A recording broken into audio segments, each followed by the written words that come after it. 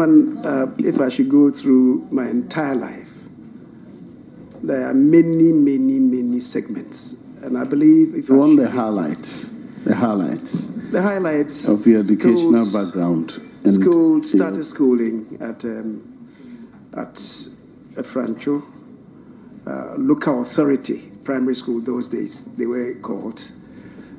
Started school at age 5. Got skipped two years. That would mean that I was jumped over in, 2 times. So I completed primary school in 4 years instead of 6 years. And then did middle school at Swami. Along the line, I went to have brief stint at Bremang RC and St. Joseph's that I didn't even write because St. Joseph's was just 1 term. Bremang, I did 2 terms. So that is it. Schooled at St. Peter's Secondary School. Did my O-levels there and A-level as well. Then to University of Science and Technology. Started with design or architecture. Then second year went to continue with planning, which is what I hold a degree in. I worked national service at Kumasi Girls High School now, used to be called secondary school at the time. And our time was the first time the 2-year national service was started. So I did a 2-year national service, 82 to 84. And thereafter taught the same school for 2 more years. Went to do some brief stints at ports at Takrady, working with one of the oil companies at the time, but it was a brief period, just 6 months. From there to Zimbabwe, Zambia, for 2 years, came back to Ghana and went into self-employment between 90 and 96 when I came to Parliament, January 1997. So, Chairman, will the nominee now highlight his public life, your journey in Parliament with the committee? Chairman, entering Parliament, I was made the secretary to the Minority Caucus. That was a creation by the Venerable J.H. Mensah. Officially, there was no such position, but he created it for me and then announced it to the caucus at the time. Then I was drafted to become a co-deputy ranking for Works and Housing and Youth and Sports and Lands and Forestry. 3 sectors, 3 committees, because almost invariably I became the one of the principal spokespersons for those 3 committees. So even though at the outset I was not a ranking or deputy ranking, my party recognized and then elevated me to that position as co-deputy in 3 sectors: youth and sports, Works and Housing, and Lands and Forestry. When the NPP won in 2001 into Parliament, I was made the Deputy Majority Whip. Later became the Chief Whip for the minority. For the majority, well, I guess I've seen the mistake. The Secretary Majority Caucus rather should read minority. That is the second page, under leadership positions held, item C. Then I rose to become the Deputy Majority Leader.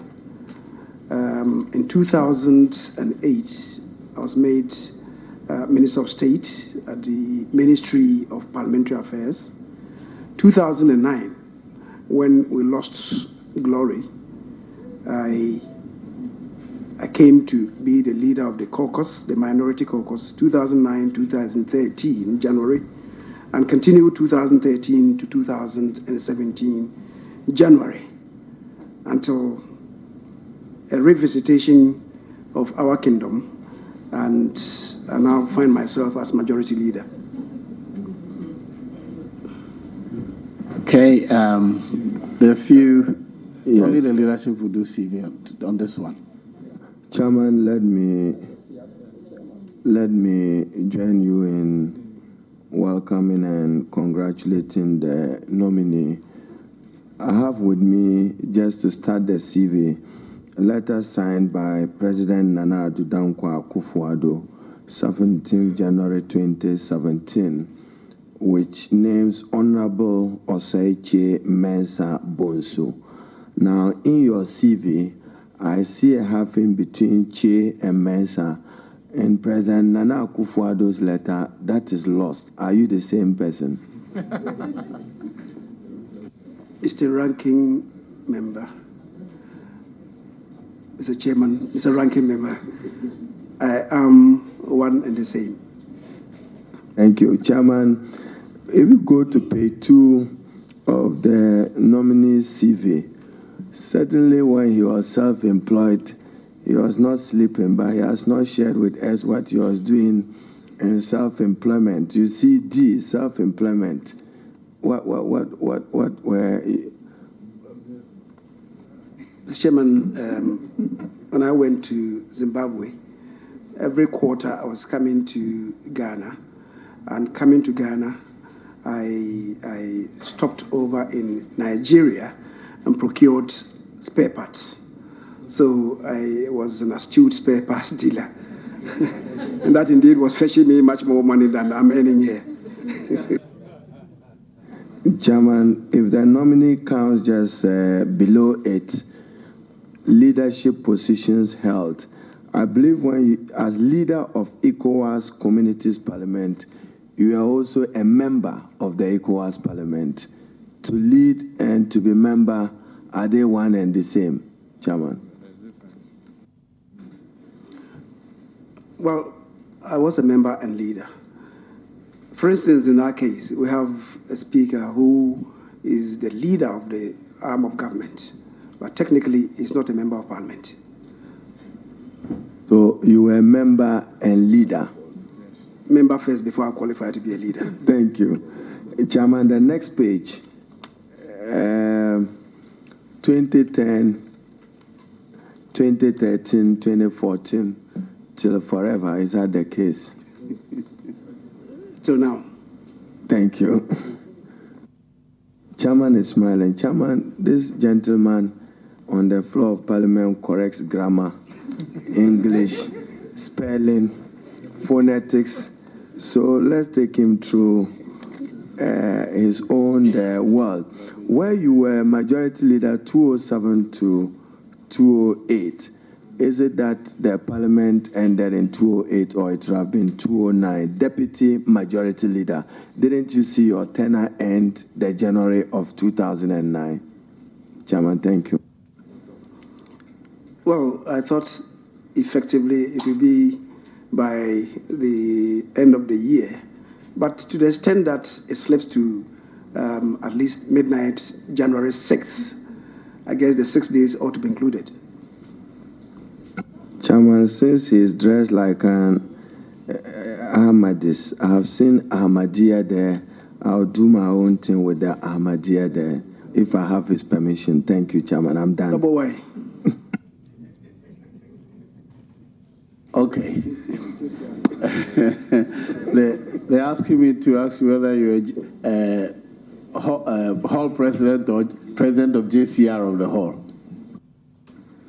Well, I think that is a distinction without difference.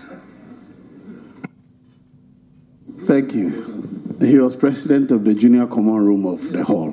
That's right. we decided that for this nominee, we allow one question from each side of the House. So I'll start from Honorable Yere.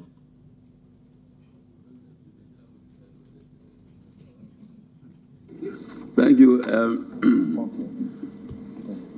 Mr. Chairman, this gentleman we know is a majority leader. Then the president is saying that he has nominated him as Minister for Parliamentary Affairs and Majority Leader. Are we vetting you for the Parliamentary Affairs or vetting you for the Majority Leader as well? Well, thank you. I didn't notice that it comes with election or nomination for the position of majority leader. I've not even noticed that. But as you do know, the majority leader is elected by the members of the party occupying the greatest number of seats in the House. So that is it. Technically, the president doesn't have a hand in that, even though.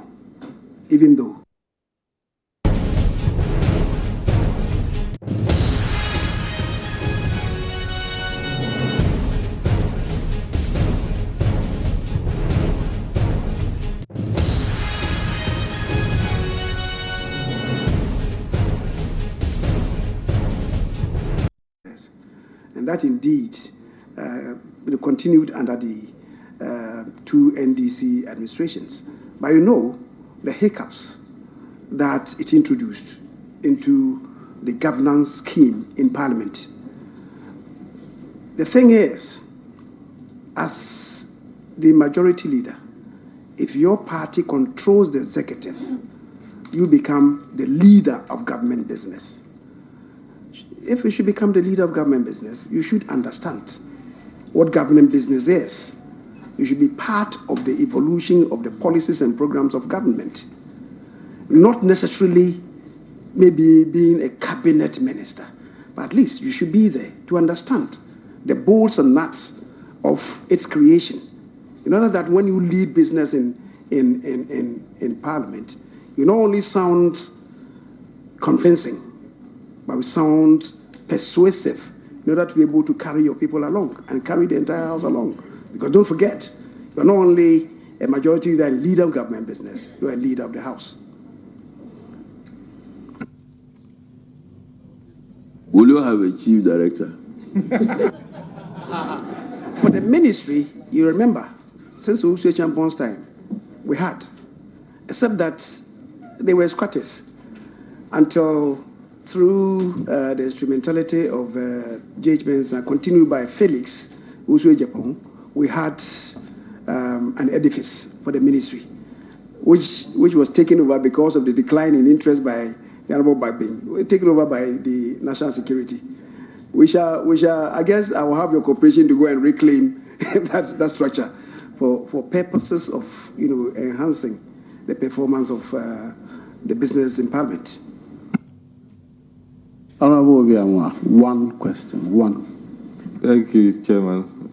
I've been warned that if I ask more than one, I'll lose my membership on a committee. Well, congrats, Honorable Leader. Maybe it should be double congratulations because he was 60 on 3rd February. So, congrats for being 60. Leader at 60. Well, Mr. Chairman, I want to find out from Leader the critical areas that he would want to suggest or advise as far as amending our standing orders is concerned.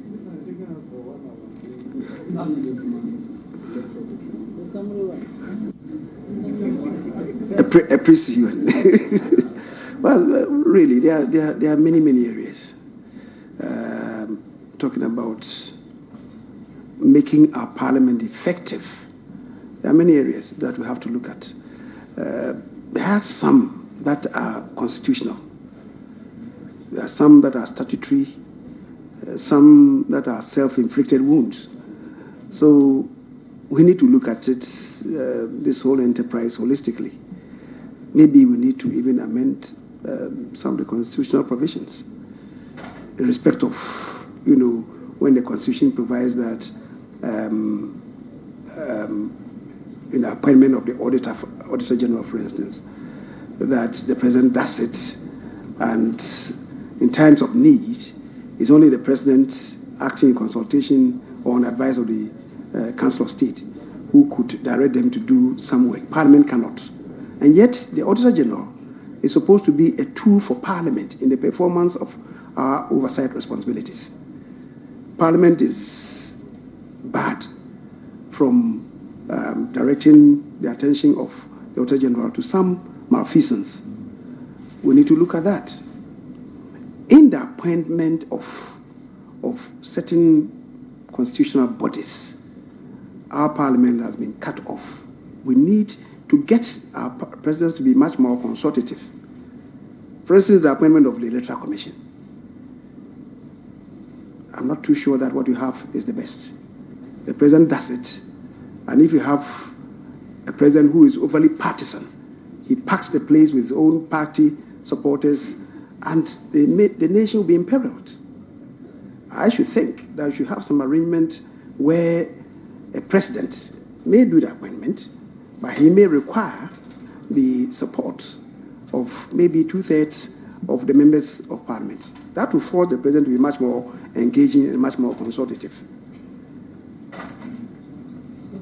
Not only that, the statistical service, many of them you can talk about, so that we have that power, that countervailing, power to get a president to act straight. This provision in the Constitution, which forbids us to members of Parliament to introduce bills which have financial implications, I'm not too sure that we are doing ourselves any good service. This provision exists in the Constitution of all the Commonwealth countries. All of them have found a way about it. We are not doing anything.